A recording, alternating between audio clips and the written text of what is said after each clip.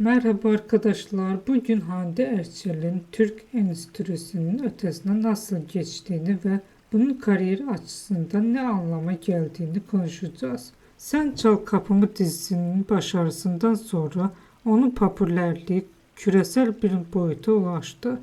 Bu durum yeni fırsatlar doğurdu. Uluslararası projelerde yer alma, yabancı markalarla işbirlikleri ve farklı ülkelerden yapımların ilgisi. Bu arada artık uluslararası bir ekiple çalışıyor.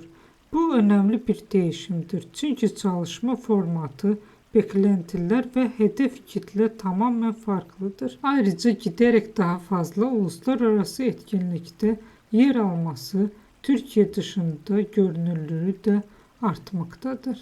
Ancak küresel seviyeye çıkış hızlı gerçekleşen bir süreç değildir.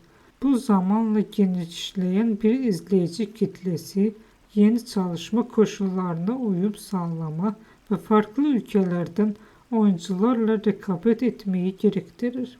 Bu açıdan bakıldığında onun stratejisi oldukça istikrarlı görünmektedir. Ani sıçramalar yerine adım adım güçlenen bir kariyer yapısı tercih etmektedir. Eğer bu süreç aynı şekilde devam ederse gelecekte adının küresel ölçekte daha geniş bir tanınırlığa ulaşması beklenebilir. Bizi izlediğiniz için teşekkür ederim. Yeni videomda görüşmek üzere. Hoşça kalın.